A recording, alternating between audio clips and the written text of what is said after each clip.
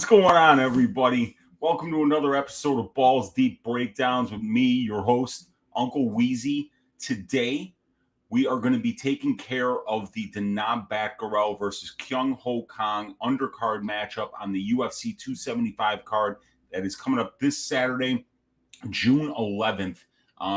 It's one of the closer lined fights on the card, so I kind of figured it'd be a really good one to share with you guys because, excuse me, I got a cough here.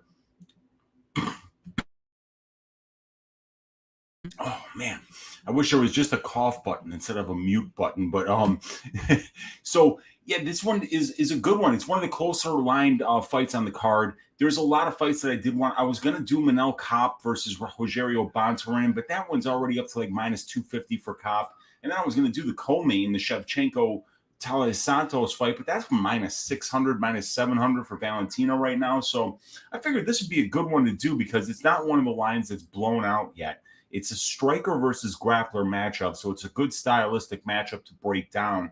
The stats will be useful. I've watched a good amount of tape on both of these guys, so I think I've got a pretty good handle on this fight, and we can kind of try to find some angles to make some money on this one because I'm not finding a lot of spots sticking out yet on this card, so I definitely want to find the ones that are closer aligned and try to find a way to make some money on those fights. So let's see what's going on with everybody in the chat here. We got my guy DFS by the numbers in the room saying, yes, what's up, my man? We got JSJ23 in here saying, oi, are there any padded rooms left this week after how many Carolina versus Herrig bettors were caught last Saturday? Yeah, dude, there's an orange shortage going on right now, and there's also a shortage of beds over at the 1-800-GAMBLER institution where we put the bettors who don't know how to pass over fights that they should pass over. Congratulations to everybody who cashed a KK ticket, but at the same time, shame on you. Shame on you for betting on that fight. And a special amount of shame for the Felice Herrig bettors. Even though I picked Felice Herrig to win the fight, I didn't bet it, though. So I didn't have to look myself in the mirror and then say to myself, God damn, did I really just bet on a OnlyFans a foot model who just left her, gloves in the cage after the fight, which meant she probably had one foot out the door going in there. Bad fight to bet on. Don't do it. I don't know if there's any fights like this on like that one on this card, but it was the same one for me for Alan Patrick versus Michael Johnson. It's trying to pick who's the more washed fighter, and it's an exercise in futility most of the time. But if you cash a ticket on Karolina Kowalkiewicz, hey, congratulations to you. We got Brandon out there saying, love the choice. Yeah, this is a good fight. It's a closely lined fight. I think it'll be a good one to break down. Hopefully we can make some money. My guy Charles Smith in the room waving. What's up, Charles? Good to see you in here, brother. Support, and I appreciate you.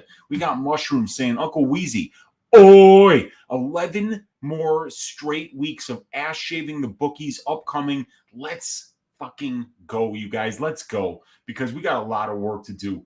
12 straight weeks of UFC action. One of them is in the can already, and we got 11 more to go. So we got a lot of work to do. Thanks for hanging out, Mushroom. I appreciate you. Papa Chuck saying, I was just thinking of something cool. Maybe make a piñata that looks like a bookie and fill it with lottery tickets, coins, and paper money for a UFC card house party. That would be pretty cool. I like that idea a lot, man. Bash the shit out of it with a bag of oranges until it breaks, until we juice those oranges, and then dig up all the split decision tickets that we had to tear up after Sal D'Amato fucked us. We got Adam Rush in the room saying, oi. We got Daz Files saying, let's go, Smooth Jimmy. We got Melon JS blowing a kiss. I appreciate you, Melon JS. We got Adam Rush. How was beating Clint with a sack of oranges? He learned his lesson. These are the things. Sometimes we got to take that beating, Sometimes we just got to own up to what we did. He bet on Felice Herrig. And, it would have been the same thing if he bet on Carolina. I don't care if he cashed the ticket. It was still a fight that we should have just stayed away from at the end of the day, even though Carolina looked great. So, at plus 100, she looked a whole hell of a lot better than plus 100. That's for sure. So congrats to everybody that cashed those tickets. I just was on the sidelines, sitting back, enjoying it. XL Melon saying, let's go, baby cakes. What's going on, XL Melon? Good to see you in here. We got Paul Brassfield, Parlay King in the house. Salute Weezy in the winner's circle again this week. Let's go for more. Let's go, Paul. We got Mushroom saying that Papa Chuck, we can beat the pinata with a bag of oranges. Absolutely, man. And we got Papa Chuck saying, Mushroom, I like that idea. Local Man shakes fist saying, sup, Beefcake? What's up, local man? Good to see you. War Dog saying, I think I got Danaa with the TKO. Not out cold, though. Yeah, Kyung's pretty tough, man. He's very durable, but guess what? Brandon Davis had never been knocked out before.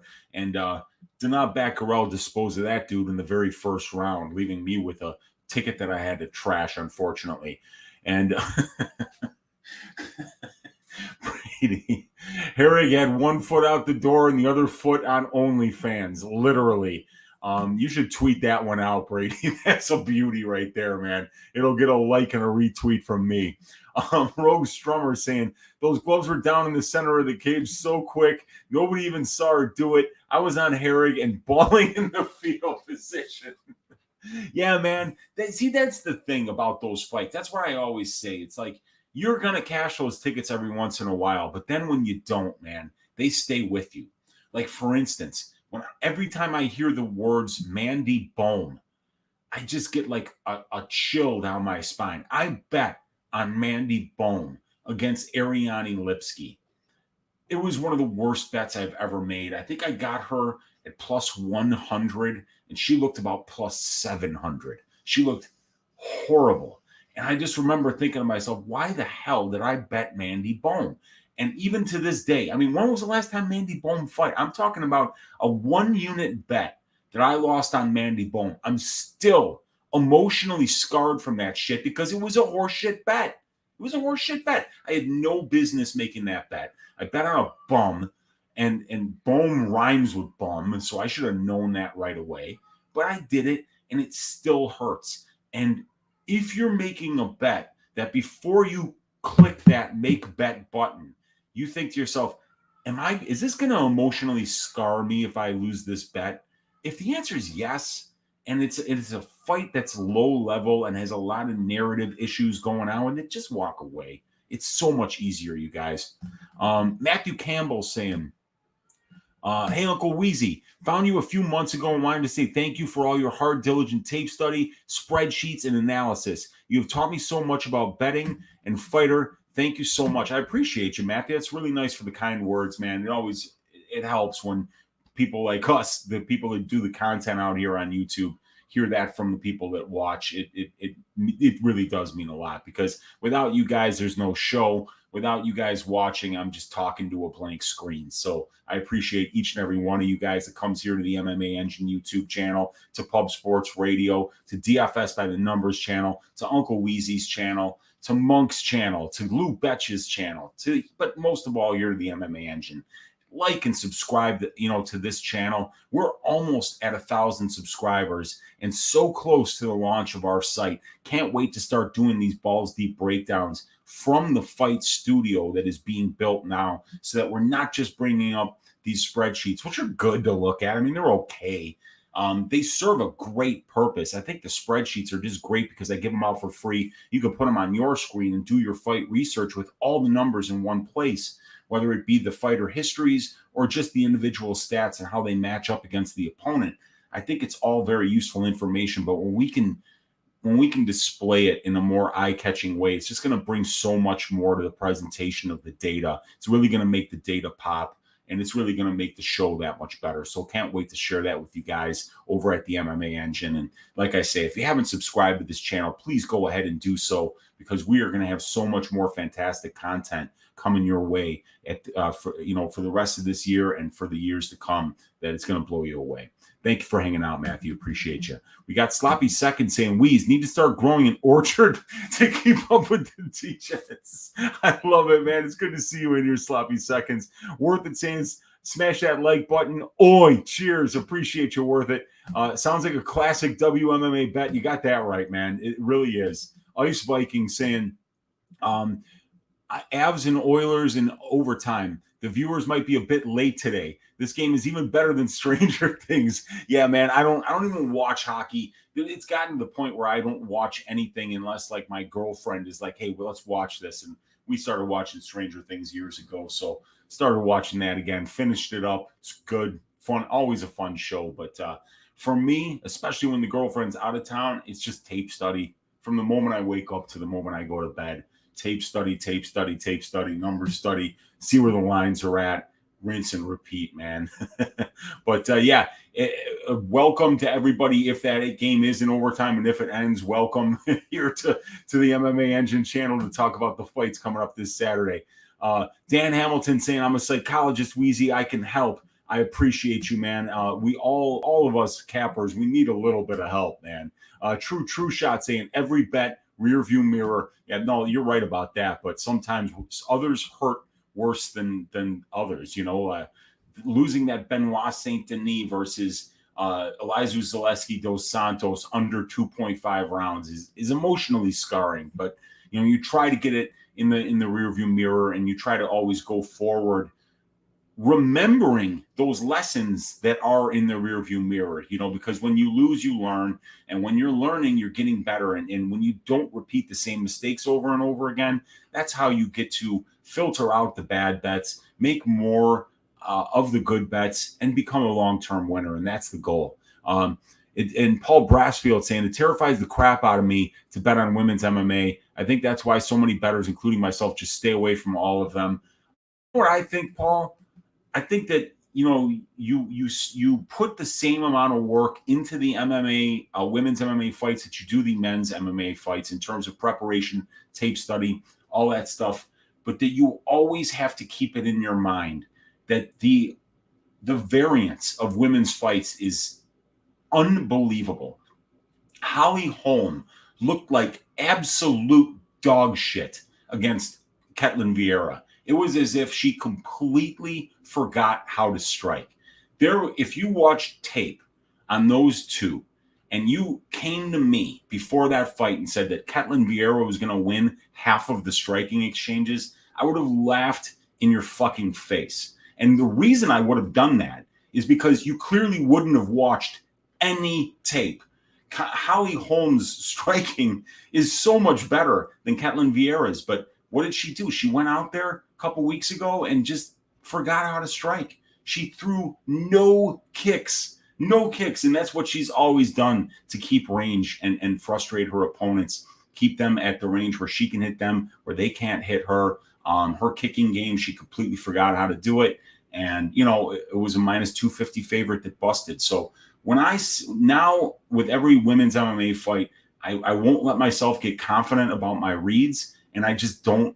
I mean, like, for instance, for the rest of the year, there will be no more women ass shavings of the week, because every time I make one of them the ass shaving of the week, I wind up sweating the entire week because I realize how fucking horrible and how stupid it is to ever be confident about any woman's fight ever. You can't be confident about them. And so I just stopped. You know, I won't be doing that for the rest of the year. No more women representing the ass shaving of the week for Weezy, because the variance in the fights is just too much. And if I'm trying to make a confident pick, it'd be stupid for me to say I'm confident about a women's fight, because there's no reason to be confident about those fights. So yeah, I mean, if you're going to bet those women's fights, bet the big underdogs. If you just bet the underdogs in women's fights, I'll bet you come out ahead in the end. But it's a very, very weird proposition, and I'm trying to stay away from it. Gabe with the thumbs up. What's up, Gabe? True shot saying, still scarred from almost losing a dime on Spider versus Chael.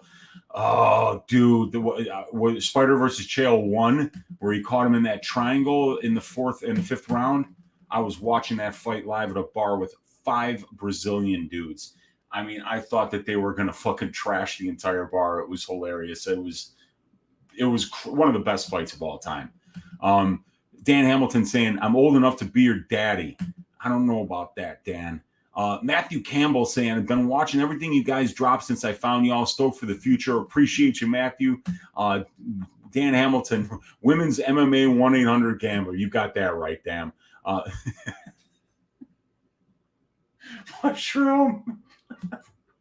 Weezy's bag of oranges will make you concentrate. You got that right, man. You have to have a short memory when you lose big and learn from it. Yes, sir. Yes, sir. And it's easier to have that short memory and learn from it when you're making good bets in the first place. Sometimes they just don't go your way, you know. You learn from it. You put it in the rearview mirror, but you always keep the lessons that you learned in front of you when you make your future bets. True shot saying women can be easier. The skill difference of fighters is far wider. Yeah, like for instance, Corey McKenna was a 8 on a grappling 1 to 10, and Elise Reed is a 0 on a scale of 1 to 10. And yeah, there's a big skill difference there. So you bet on Corey McKenna, and then you wind up trashing your ticket because the people who coach her have no idea how to run a game plan for a fight. I mean, when Uncle Weezy comes up with a better game plan for a professional fighter than Danny Castillo and Uriah Faber and those boys, it's time to fucking change camps. Corey McKenna, they're not doing you any favors. Dan Hamilton saying Holman or pink fingernails, minus 250. Yep. Dan Goldstein saying, what's up, everybody? I'm late in, but let me just say, if Weili loses to JJ, Ji Ping is going to send her to make cell phone microchips in Taipei. Yikes. Dan Hamilton saying, be a fighter or a girl, choose bitch.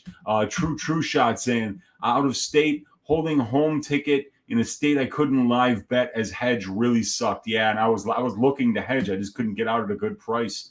Daz Files saying, well, hello, Mr. Goldstein, sir.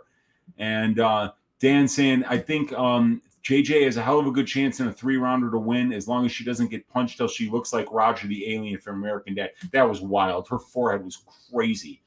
Dan Hamilton saying Valentina is the exception. There are no exceptions. What's up, Daz? How you living? Weezy, I'm 67. Well, then you're barely old enough to be my father, Dan. You would have been in college. True shot saying worst corner ever, no question about it. Well, one of the worst. There was Ronda Rousey and Edward Targaryen, another one who was on the run. Holly Holm, don't try to take her down. You're a really good boxer. You're gonna outbox this girl, Ronda. Go show them. Yeah, that's a bad corner too. Hellion saying thanks for all the great content. Flapjacks, oranges. What other breakfast foods we get into this year? Bacon, baby. We're making bacon for the rest of these 11 weeks. Cooking it up on the stove and making sure it's good and crispy. And we're going to be eating bacon, salted, delicious bacon right in front of the bookies as they cry as they have to pay us out on all our bets, Papa Chuck. Dan Goldstein mentioning more Corey McKenna makes me want to beat myself with a bag of oranges. Dan's file saying good as looking forward to fights and bonus. They don't start at 3 a.m. And we got Mushroom saying I have short-term memory from marijuana. Wait, what were we talking about? Yeah, we were talking about the Kang Danaa Batgerel fight, and we're 18 minutes in and we haven't even talked about it. My guy Kalanzis in the room, Uncle Weezy doing some self-reflection. That boy good. True shot saying I think JJ is cashing out. I don't know, maybe. Dan Hamilton saying it's possible. True shot. Yeah, what's going on, everybody? All right, so let's see here. All right.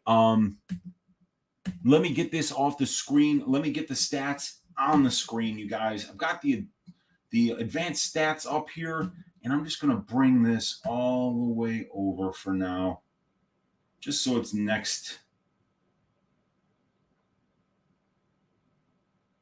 There we go. So now we got the Kang Batgerel matchup stats right next to each other. And as always, you guys, you can download these stats for free in the description of this video. I see there's 3 of you guys out there on it already. An anonymous elephant, an anonymous grizzly, an anonymous camel. Checking out these free stats that I provide for you guys every single week. All 12 matchups on here. The advanced stats have the fighter histories of all the fighters, who they've fought, the fighter's birthday, the date that the fight took place on, the weight class, the record of the opponent and whether they won, lost, or drew to them, the results of the fight, everything is on here. Control time allowed, the method, significant strikes. So everything that you could possibly want is in here, and it's for free in the description of the video. So Kang Batgerel. we've got Danaa Batgerel is 2 years younger, but it's going to be Kang, who's 2 inches taller and has a 3-inch reach advantage. Both of these guys are orthodox fighters. Busan, South Korea for Kang, and it is Mongolia for Danaa Batgerel. Mongolia, stand up. Your boy Danaa is coming to fight in Singapore on Saturday. So it's going to be Kang, who's the bigger guy, the longer guy here, and he's also the more experienced fighter. 27 professional fights, twice as many as Danaa Batgerel with 13. We got about 105 more minutes in the pro cage and about 4.5 more years as a pro for Kang. Kang also has 5 more UFC level fights and about 100 more minutes in the UFC cage. Danaa Batgerel, average fight time at the UFC level, 5.69 minutes, while it's 12.78 for Kang. So Batgerel's fights are finishing inside the distance. Kang mostly going to decision. When we look at the finish stats for these guys, we see Danaa finishing at an 80% rate over 10 pro wins. Very good finish rate for a bantamweight. And Kang, 77% finish rate in 17 wins. Kang getting most of his wins by submission. Danaa Batgerel getting most of his wins by knockout. And then if you see that these guys are both pretty durable here, as Batgerel has only been finished once. It was his last fight against Chris Gutierrez with that spinning back elbow that he got caught with. And Kang only has been finished twice in 9 professional losses. He's never been finished at the UFC level. And the last time he was knocked out, it was by soccer kicks back in 2008. Credit DFS by the numbers for coming up with that stat on Stat Diggers. And by the way, if you haven't seen Stat Diggers yet this week, link to Stat Diggers is in the description of this video as well, you guys.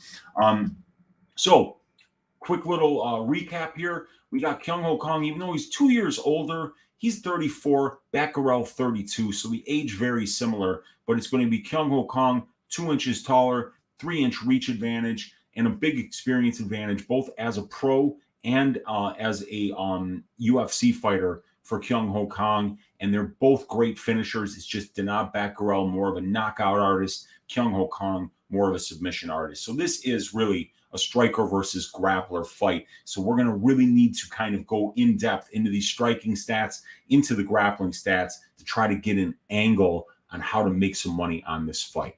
So we've got Rochuan Yi saying first time down, iPin betting down $50. Let's get this week. Let's get it, man. And we've got Uncertainty saying Uncle Weezy.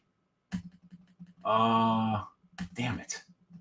Wow, you guys are killing it in the chat.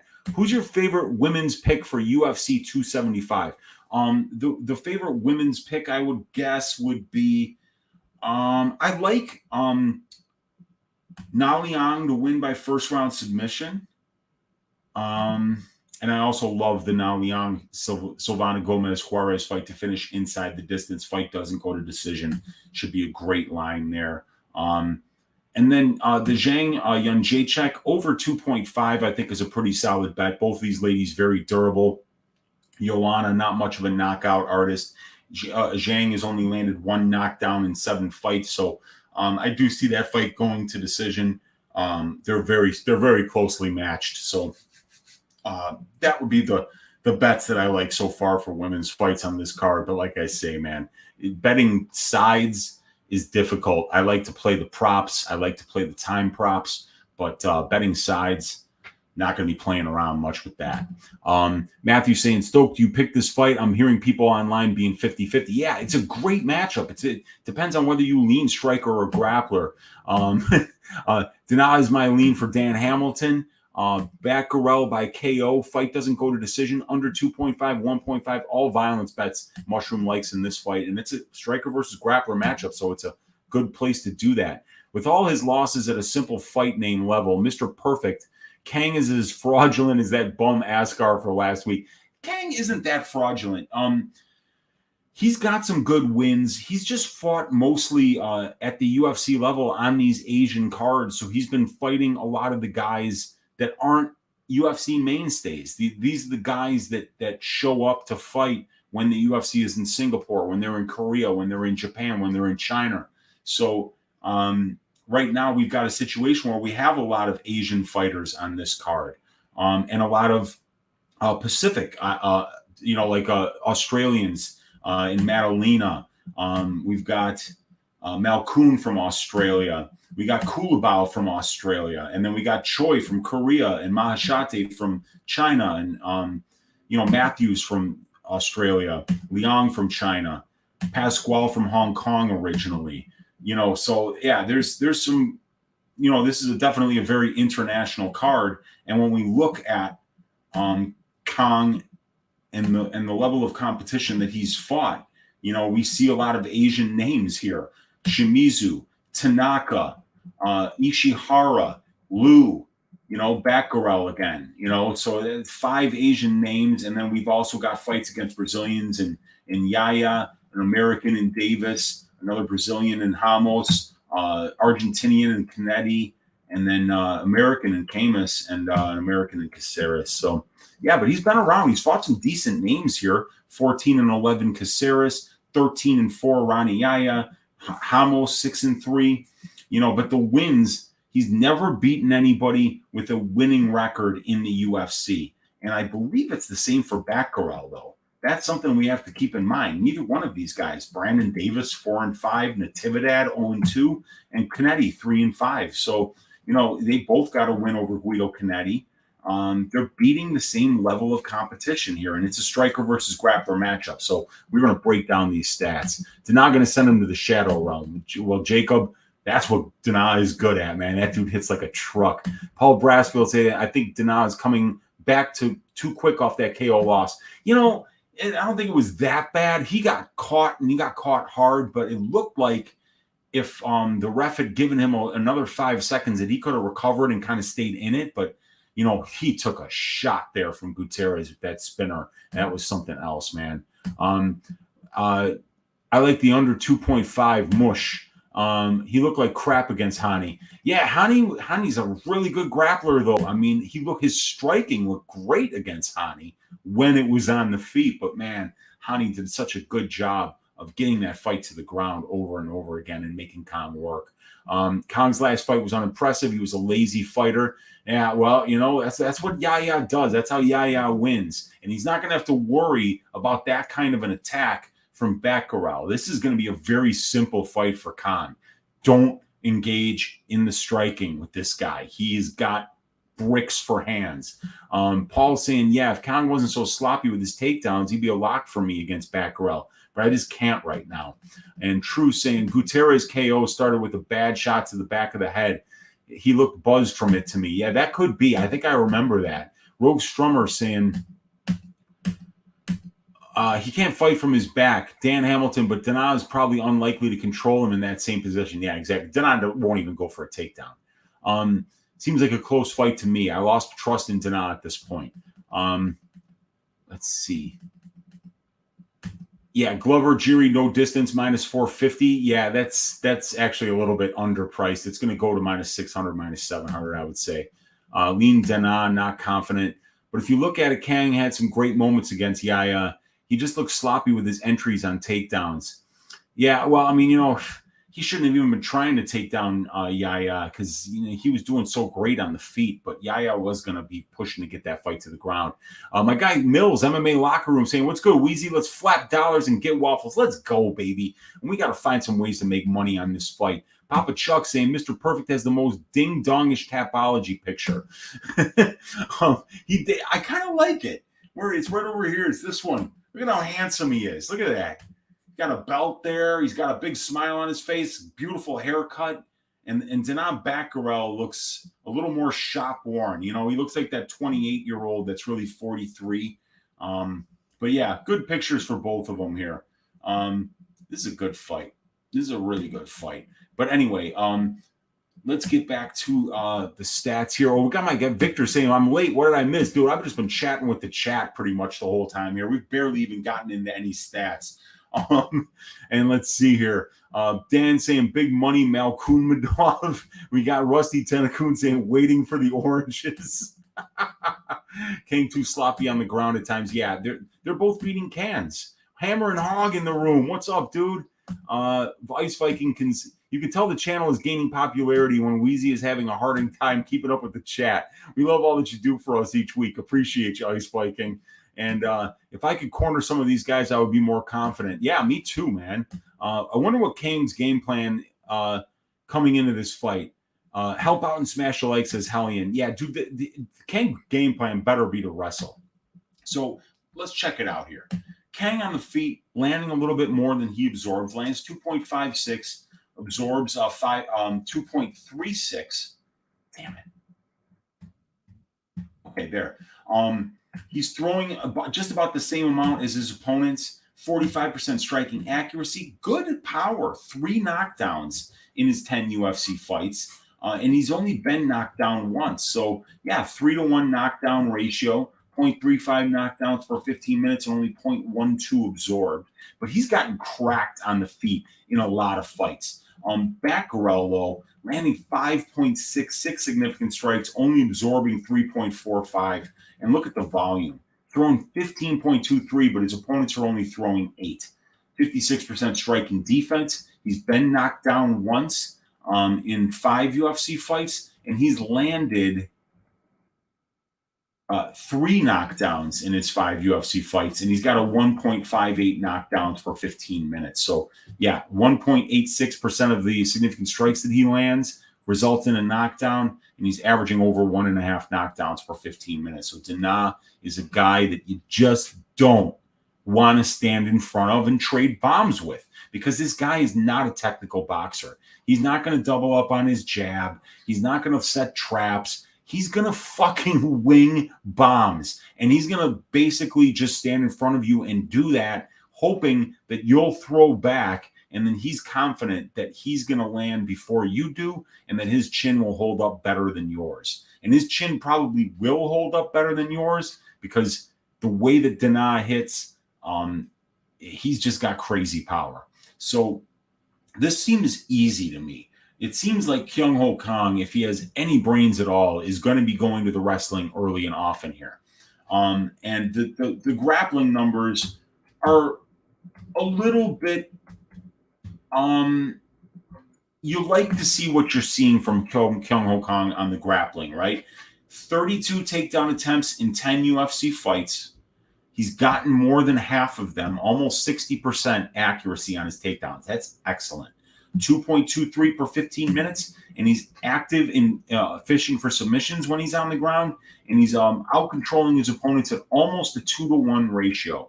And his opponents have attempted 29 takedowns, and he's stuffing takedowns at about a 69% rate. So, okay, takedown defense. He's getting taken down 1.06 times for 15 minutes, not yielding a lot of submission attempts, and giving up a decent amount of control time, 22.62%. But this is important. 41.67% control time for, 22% control time against. That's a grand total of about 64% of the 127 minutes of cage time that Kang has spent in the UFC cage is being spent in control time positions for or against. If we see a number similar to that here, I think that we're going to see Kang get the win. And what is Danaa Batgerel like? Well, he's only attempted 2 takedowns in 5 fights. So it shows how committed he is to the wrestling. He's gotten one of them.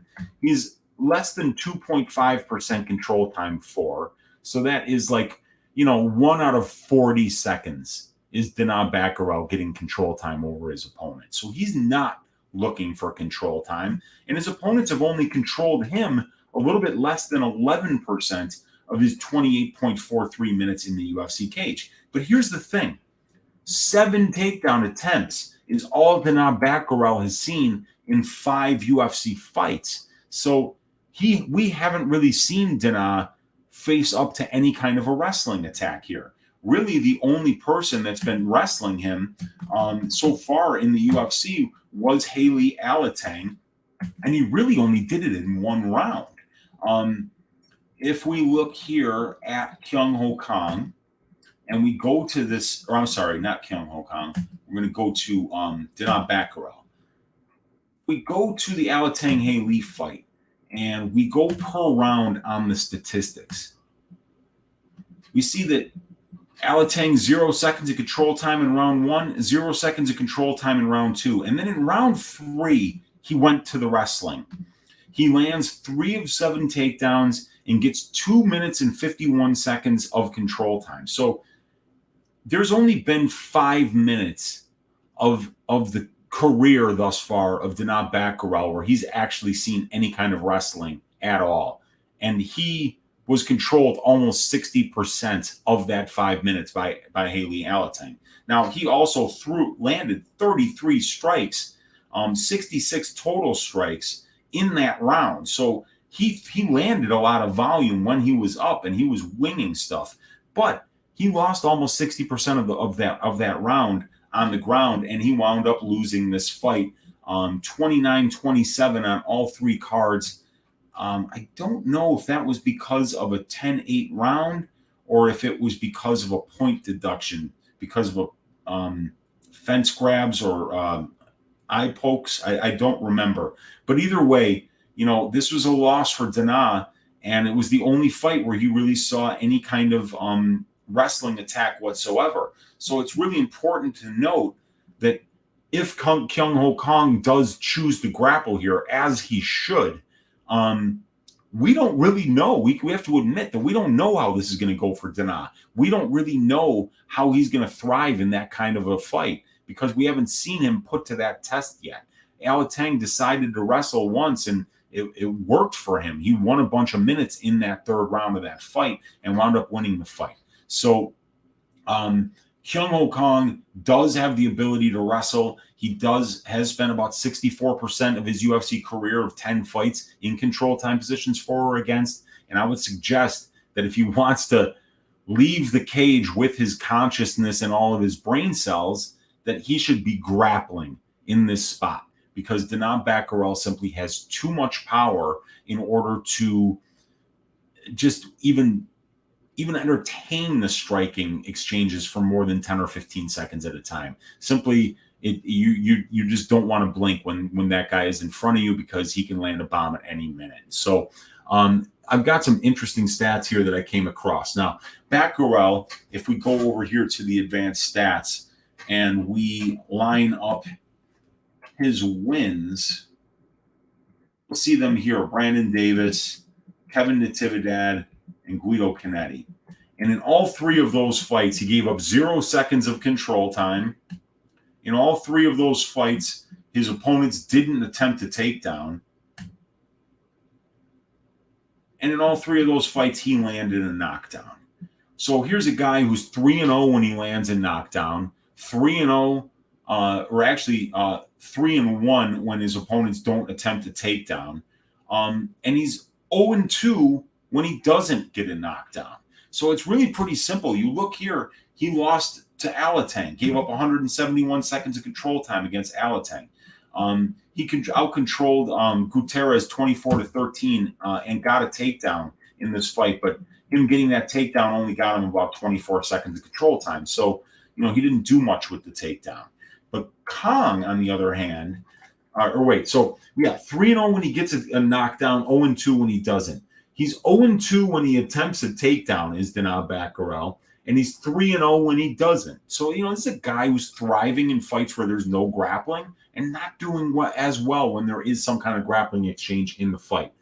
In Danaa's wins, all 3 in the first round by knockout, his opponents have never attempted a takedown, and he's got an awesome left hook, does Danaa Batgerel. So this guy is even more dangerous because of the fact he's got power in the left and the right hands. He's knocked 2 people out with his non-dominant hand thus far. Knocked out Natividad, knocked out Canetti with the left hand. So it was the right hand that knocked out Brandon Davis. So it's just so important for Kang not to entertain the striking exchanges in this fight because that's where Danaa is at his most dangerous. Now, Kang, 7 of his 10 UFC fights have been to decision.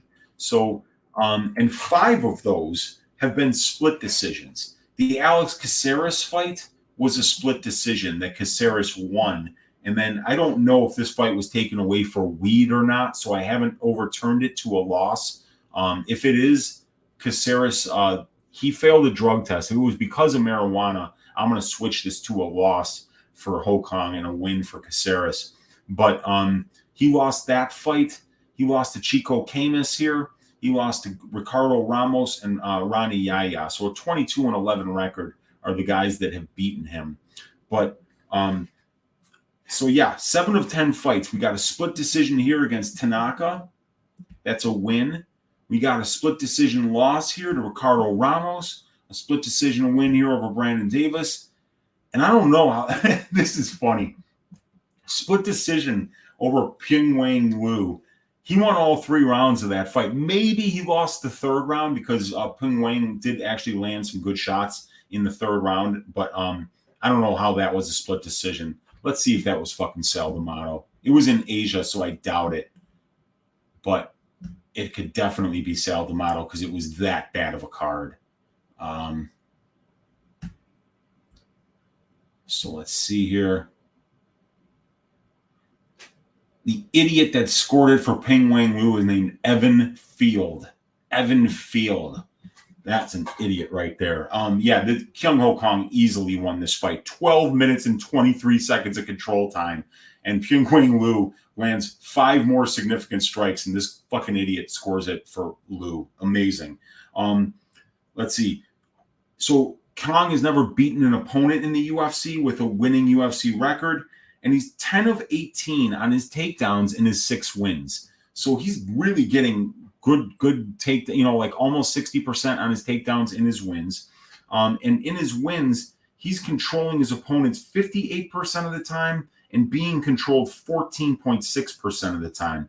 So it's almost a 4-to-1 ratio of control time for to control time against when Kyung Ho Kong is winning his fights. So you can see that that's much better percentages than what he's actually getting on the aggregate here, which is about 41% control time for, 22% control time against. When he's winning, it's 50% control time for and 14.6% control time against. So as good as Batgerel is in the fights where there's no grappling and there's only striking, Kyung Ho Kong is equally as good. When he wins, it's because he's dominating the control time positions, because he's wrestling successfully, and because he's fishing for submissions and maintaining a bunch of control time positions. So this really is about as striker versus grappler as it gets. And we don't have a ton of stats here at the UFC level, but it's Kyung Ho Kong with the better overall strength of schedule.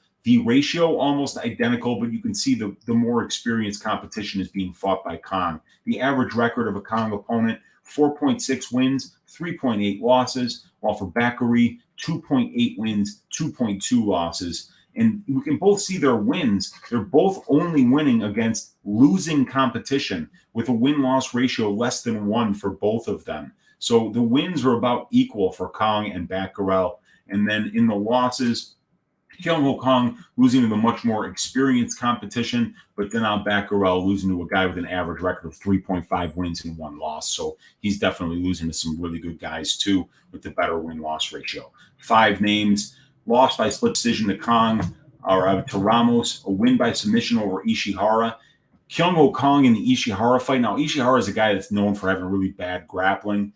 He went out there and swung bombs with Teruto Ishihara. So as smart of a fight as Kyung Ho Kong fought against Brandon Davis and Pyongyang Liu, where he was shooting for takedowns, winning control time positions, he fought just as dumb against the guy in Teruto Ishihara, where he was swinging bombs. He got caught a couple of times. Hell, Guido Canetti, I think, dropped Kyung Ho Kong when they fought. So every second that Kong spends on the feet, he is hittable. He can be dropped, and Danaa Batgerel absolutely has the ability to do that here, because whenever Kyung Ho Kong does forget the game plan and choose to stand and bang, he gets hit, and Batgerel will turn his lights off, even though we haven't seen this guy knocked out since before 2010 in Kyung Ho Kong.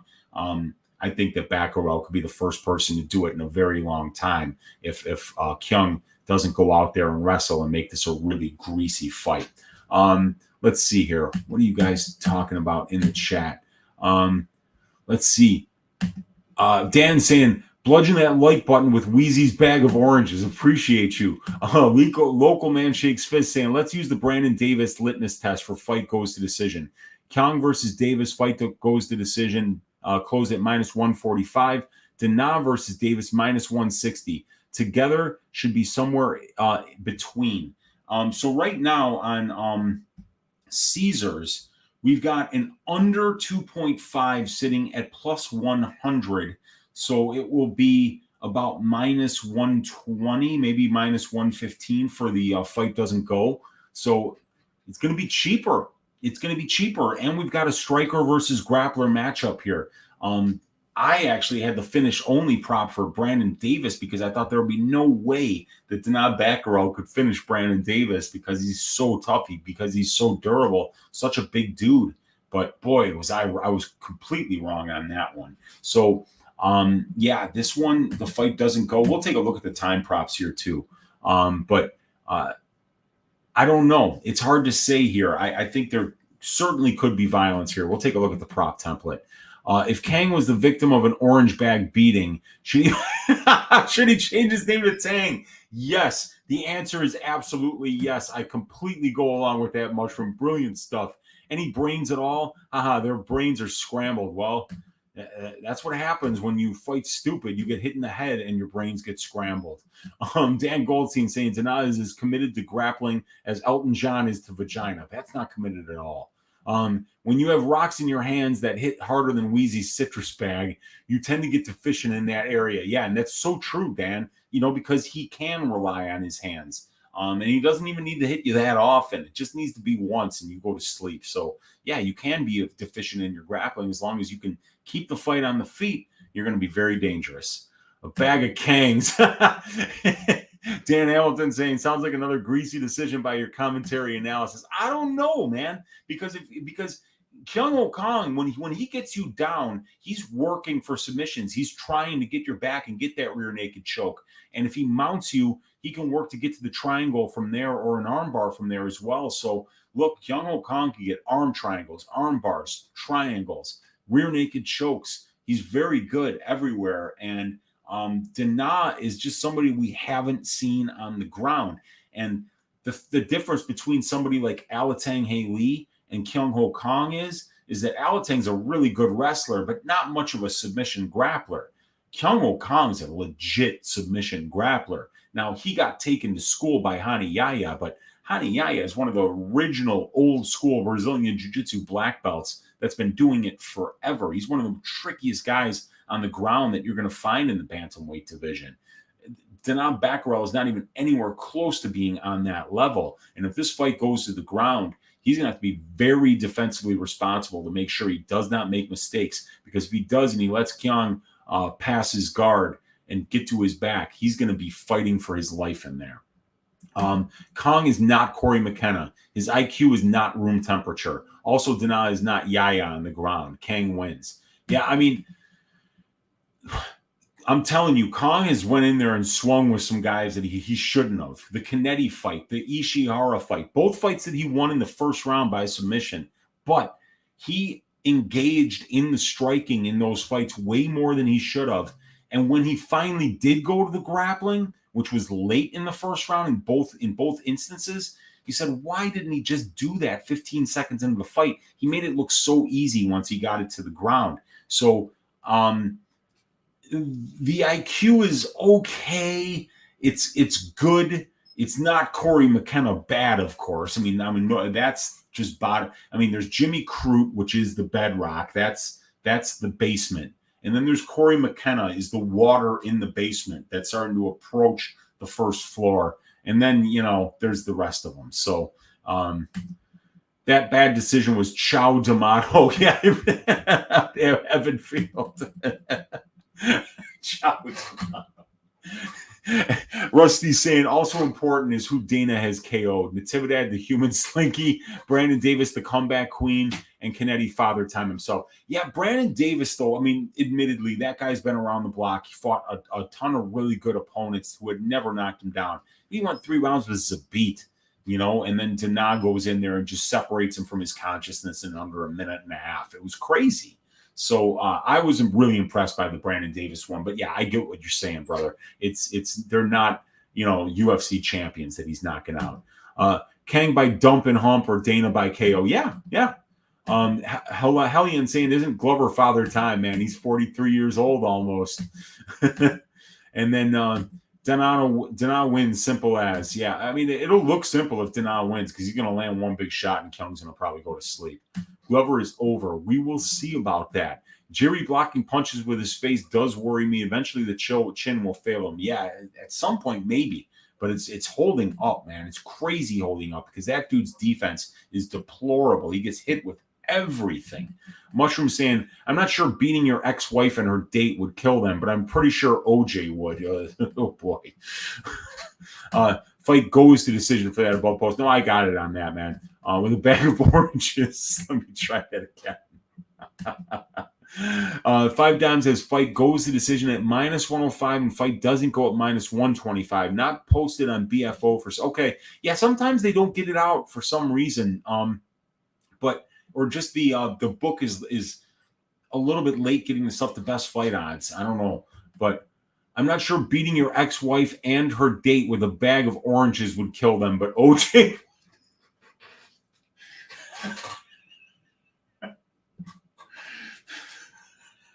Fucking great. Oh, God. Dan Goldstein saying, the only thing I can stand up to Weezy's orange band and defend you after a herring bet is Lou Betya's yam bag. That just sounds science. Oh, you guys are the best. Dan Hamilton saying, Mushroom, when did you stop beating your wife? Nobody beats their wife in here. We're all good people here on Uncle Weezy's Balls Deep Breakdowns and here on the MMA Engine. Oh, God, you guys are something else. Man, so, okay. Tail of the tape, Ho Kong. Experience, Ho Kong. Grappling, Ho Kong. Power, Batgerel. Striking, Batgerel. Conditioning, pretty even, I would say.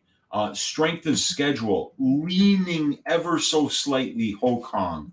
And then both of these guys are in the Asia region already. Batgerel in Mongolia, Ho Kong in South Korea. So they're both going to be traveling about the same amount of distance to Singapore for this one. So no real advantage there. If you're on that Ho Kong side, you really have to have faith that this guy is not going to mess around. He's going to fight the same fight that he fought in the Ping Wang Lu fight, where Ping Wang's got some really good hands on him. He's got a boxing background, and it was easy for Ho Kong to go in there and get those takedowns. This is an alpha male guy, so that he was training with some wrestlers and getting some work in the wrestling room. But Kyung Ho Kong did a really good job getting him down and keeping him down. And when he was on the feet, even Ping Wang was working him in the third round, landing some big shots. Kyung Ho Kong's got a chin on him, but I don't know if it holds up against the power of Batgerel. So if you're on that Ho Kong side, you have to be extremely confident that he goes to the grappling and is successful with it. And if you think that Kyung Ho Kong can't control more than half of this fight, and against the cage with Batgerel's back on the mat, if you don't think that he's going to be able to get Batgerel down and keep him down, I would pick Batgerel by first or second round knockout, pick Batgerel inside the distance, Batgerel by KO, or just bet that Batgerel money line simply because he does throw a lot of volume and he does win minutes on the feet with that volume. He outlands his opponents by over 1 significant strike per minute, and he's throwing about 4 more significant strike attempts per minute. So he can win a decision here, absolutely, especially if he doesn't finish Ho Kong and Ho Kong doesn't get these takedowns like he's going to need. So, but let's look at the odds here, you guys. I've already got the ticker going across the bottom. And for some reason, Best Fight Odds is just not updating this fight. Maybe they got it on future fights or something. No, it doesn't look like it. It's weird because I know there's props out for this fight already, but it's just not showing.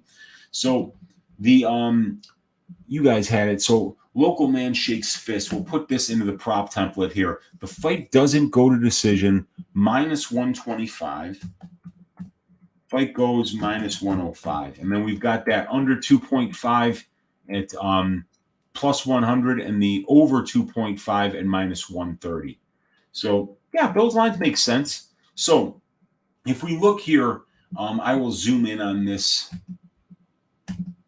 So, 24 of their 40 combined fights have finished inside the distance. That's exactly 60%. 135-pound fights at the UFC level are finishing 49.44% of the time, going 50.56% of the time.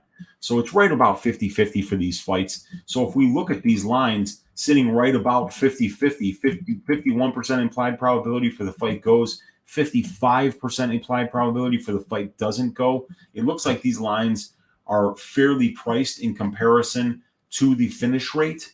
And then if we look here, 6 of 9 wins inside the distance for these two guys, but only 1 of 5 losses. So that's 7 of 14 fights. So once again, right at that 50 or 7 of 15 fights, I'm sorry, have finished inside the distance here. So that is 46.7%. So that's 2.8% worse than the divisional finish rate. And according to that 7 of 15 number, we are overpaying by the line at sorry about that, at 8.9% and about 6.12% here for the fight doesn't go. So actually, with 8 of 15 fights going to decision for these guys, and 4 of 5 losses coming by way of decision, I would actually, because of the prop template and because of the analytics, suggest that fight goes to decision is the better priced bet here. But boy, I feel like I'd be holding my breath that, every second it was on the ground, I'd be hoping Kang didn't get Batgerel's back. And every second it was on the feet, I was hoping, Kang doesn't get cracked with a left or a right. So I think I might be staying away from the time props here. I think if I'm on the Batgerel side, I'm much more likely to think that he wins inside the distance and by decision. But I think anything is possible in this fight. Let's see what you guys are saying in the chat here, and then we'll get out of here. Dan Goldstein, let's see here. Let's see. DFS Whisperer saying these orange jokes they really are, dude. You guys are absolutely killing, man. It's hilarious. Don't beat your chicken, it's a sin, says Moise Audio. Sloppy Second says the only thing Mushroom is beating is his meat. Nah, it's not true, man. He's absolutely destroying with these jokes. Big up, Mushroom. Rusty Tennacoon saying the fight I'd like to see is Luke Rockhold's chin versus a bag of oranges. Yeah, Luke has gotten that chin cracked a time or two, man. That's for sure. I just choked my chicken, says Dan. Batgerel is my Tapology pick, but I haven't got to the window yet. I've definitely not gotten to the window for this one. The MMA Mythological Beast list top 3 follows number 3, Sea Level Kane, number 2, Blonde Brunson, and number 1, Weezy at your door on a dark night with a bag of oranges when you just bet Felice Herrig, who just retired.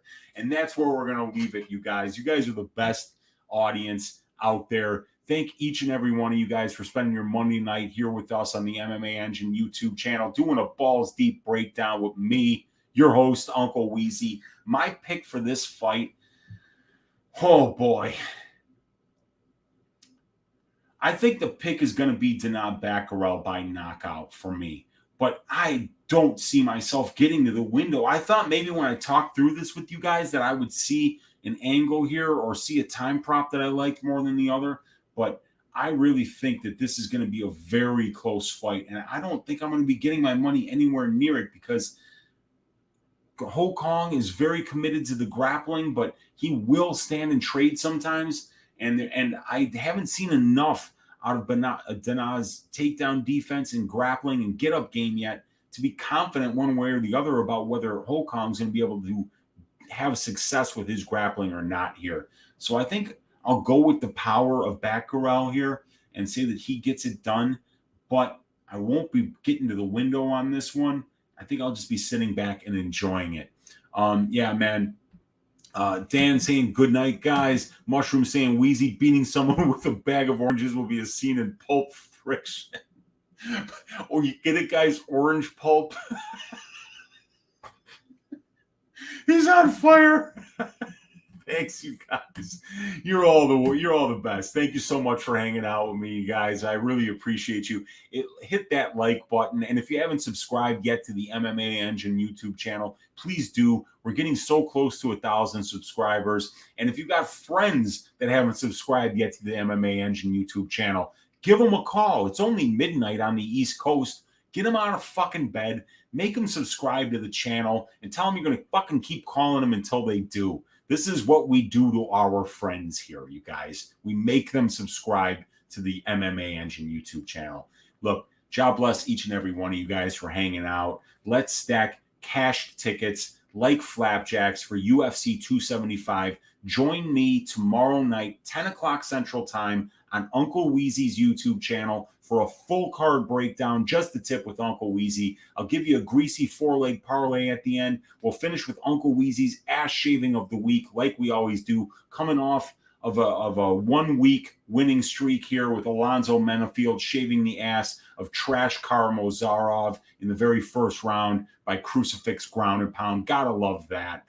So check me out tomorrow night on my YouTube channel. Check me out Wednesday on Pub Sports Radio, 6 o'clock Central Time for the DFS show. And check me out Thursday night right back here on the MMA Engine YouTube channel, 7 o'clock Central Time for Propability. We're going to bring out this prop template, break down every goddamn fight on this card from a data-driven perspective to try to find mispriced lines that we can parlay up and make some money. So I will see you guys tomorrow night on my YouTube channel, Thursday night right back here on the MMA Engine. Thank all you guys for hanging out with me on a Monday night, and I will see you tomorrow. Good night, everybody.